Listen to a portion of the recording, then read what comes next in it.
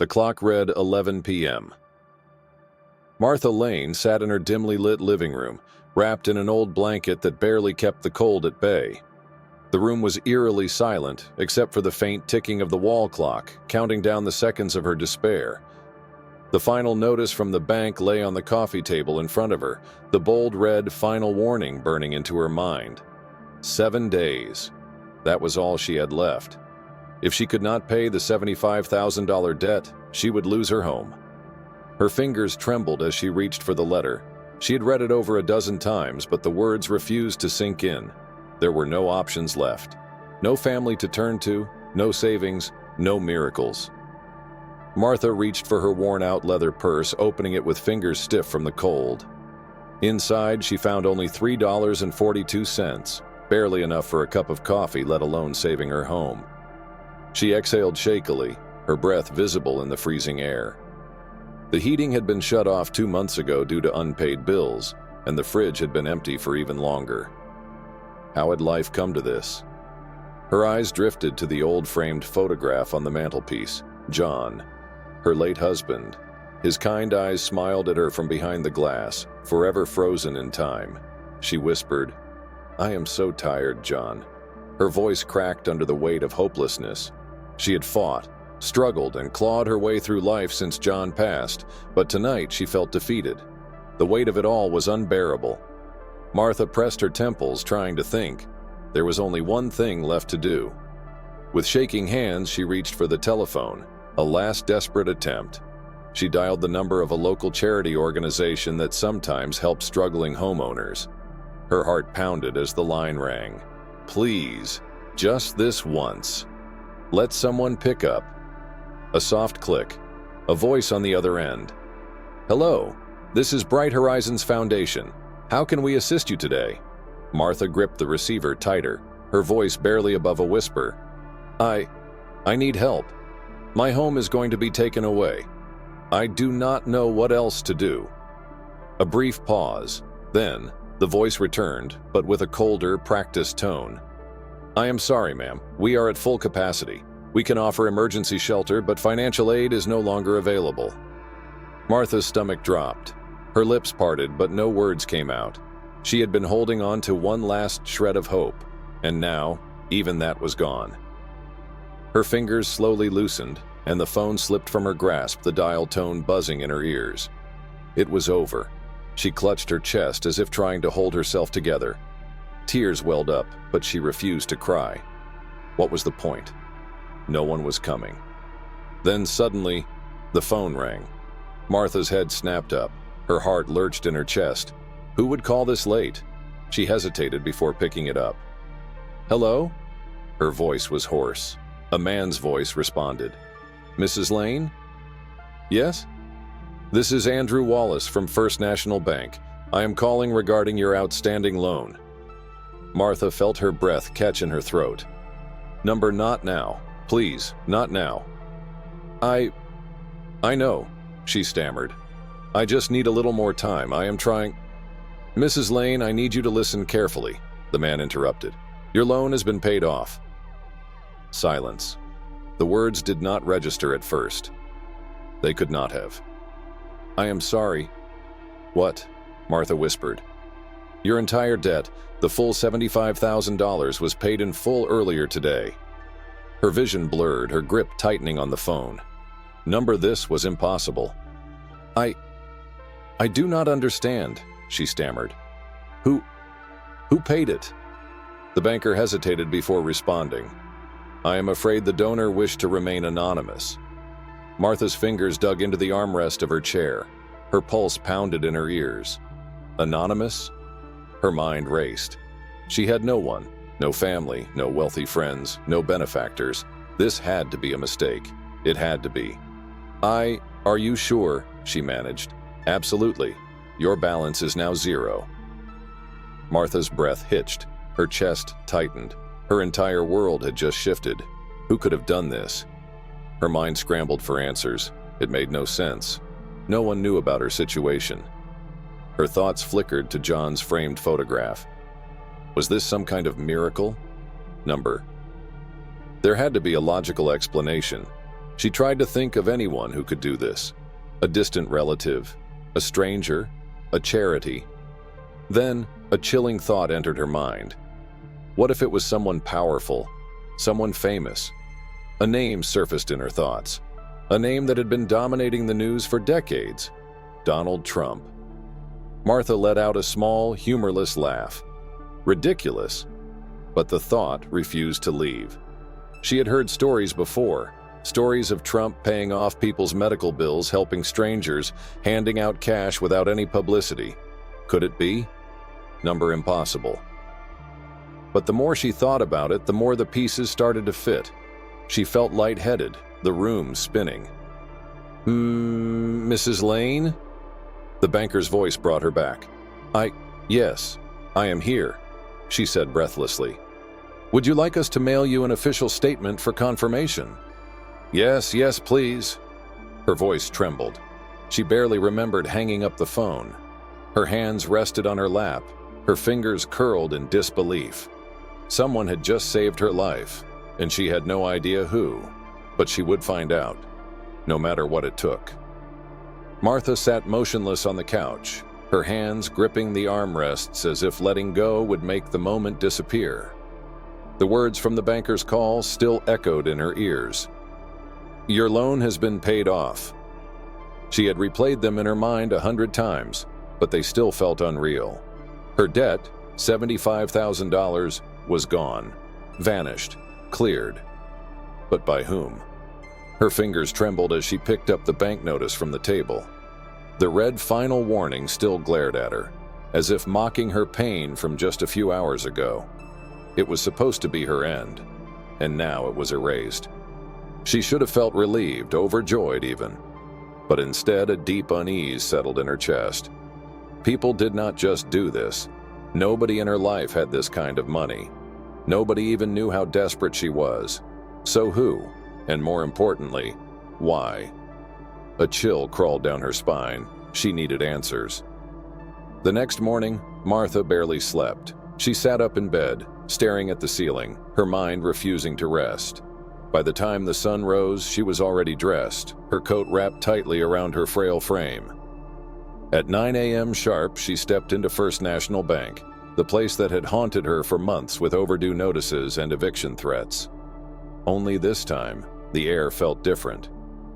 She walked up to the front desk, her heart pounding. The young teller recognized her immediately. Mrs. Lane. The woman hesitated. She must have seen the stunned look on Martha's face. I need to speak to your manager, Martha said, her voice surprisingly steady. Minutes later, she was sitting across from Mr. Delaney, the bank's branch manager, a man she had grown to despise over time, though today he looked at her with an unreadable expression.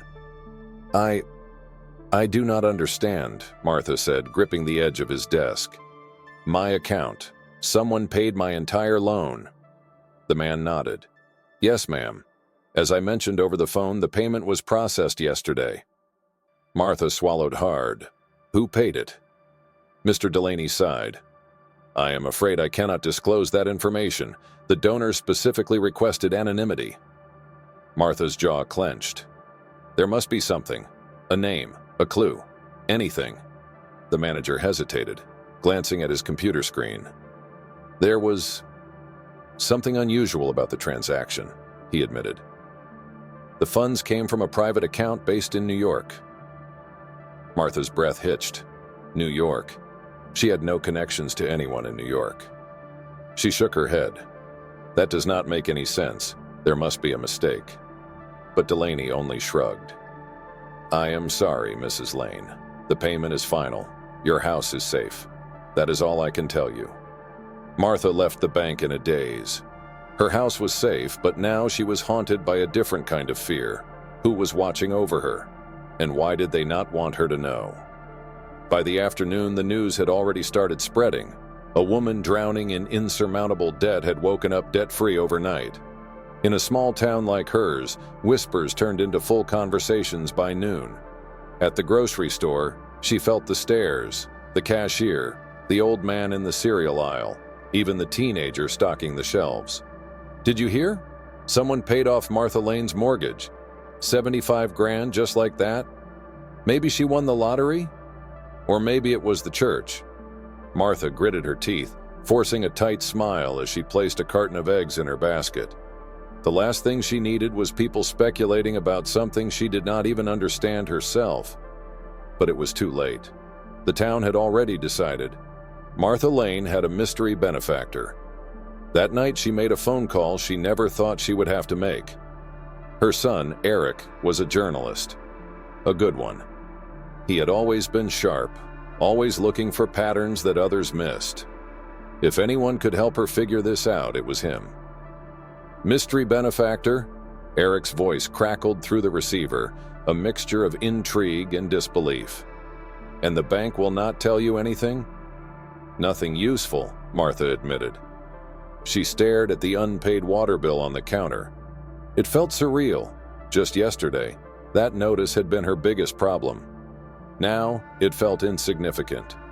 There was silence on the other end before Eric finally spoke again. "Mom," he said slowly, "this sounds like something a billionaire would do." Martha laughed dryly.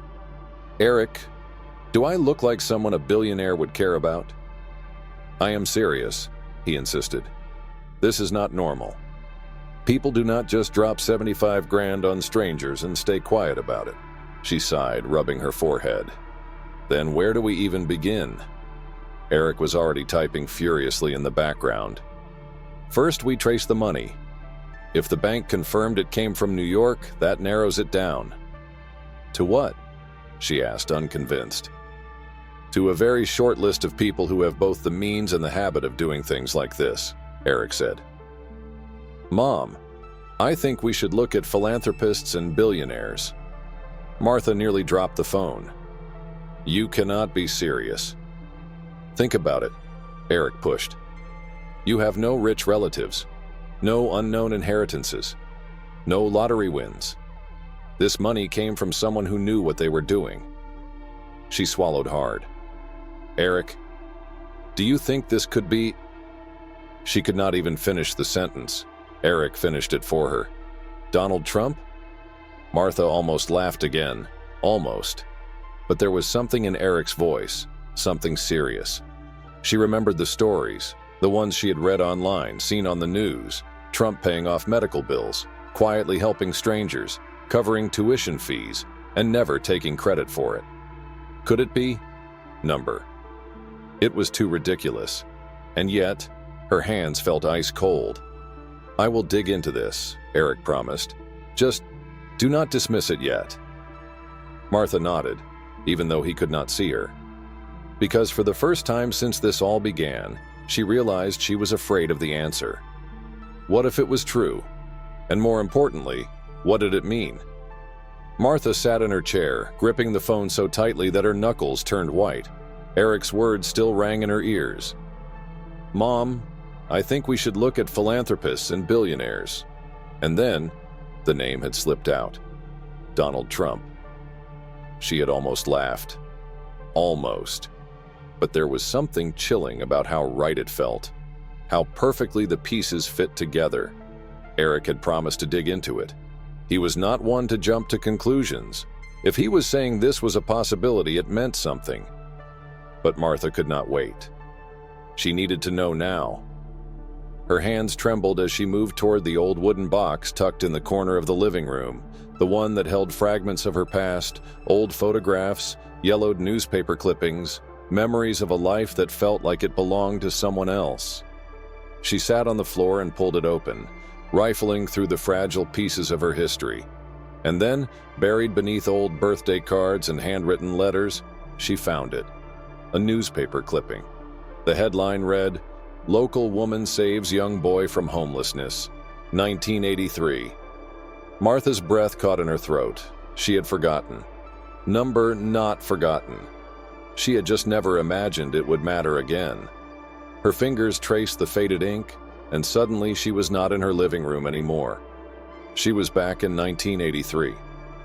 It had been a bitterly cold evening, the kind that cut through even the thickest coats and made people rush home without a second glance at the world around them. Martha had been working a long shift at the small-town diner, exhausted from balancing trays, refilling coffee cups, and pasting on a smile for customers who barely acknowledged her. She was wiping down the counter, counting the minutes until closing time when the door swung open. A boy, no older than 12 or 13, stepped inside. He was thin, his clothes too big for his frame, his blonde hair messy. His cheeks were red from the cold, and he had the kind of look that made your heart sink, like he was used to being ignored, used to going unnoticed. Martha saw the way he lingered near the booths, eyes darting to the plates of food left behind, his stomach visibly tensing as he tried to resist the hunger gnawing at him. Her heart clenched. "Hey, sweetheart," she called, keeping her voice gentle. "Are you hungry?" The boy hesitated, his posture stiffening, like he was afraid to answer. But hunger won. He nodded. Martha gestured to an empty booth. "Sit down. Let me get you something." She did not even ask if he had money. She knew the answer. Martha brought him a plate of hot food, scrambled eggs, toast, and a side of bacon. Nothing fancy. But when she placed it in front of him, the way he looked at it made her stomach twist, like it was the first meal he had seen in days. He hesitated, as if waiting for someone to tell him he could not have it. "It's yours," she assured him. His small hands grabbed the fork and he started eating. Slow at first, then faster, as if someone might take it away. Martha did not say anything. She just refilled his water and let him eat. When he finally finished, he sat back, exhaling deeply. For the first time, he met her eyes. "Thank you." His voice was quiet, but there was something in it. Gratitude, and something deeper. Something that made Martha wonder what kind of life this boy had lived. "Where's your home, sweetheart?" she asked softly. His fingers gripped the edge of the table. I don't really have one," he admitted. "Not right now." Martha's stomach twisted. She had seen kids like him before, kids slipping through the cracks with nowhere to go, no one looking for them. Something in her heart would not let her ignore it. "Do you have anywhere safe to sleep tonight?" she asked. He shook his head. Martha knew she could not just let him walk back into the freezing night. She made a quick decision. "My home's not much," she said, "but you can stay the night. A warm bed, no expectations, just a safe place." His eyes widened, like no one had ever offered him kindness before. For a long moment, he just stared at her. Then, finally, he nodded. That night, Martha set up a bed for him in the small guest room. He barely spoke, but as she handed him a blanket, he finally said something that stuck with her for years. "One day, I'll pay you back." She had smiled, brushing it off. "Sweetheart, kindness is not a debt. You do not owe me anything."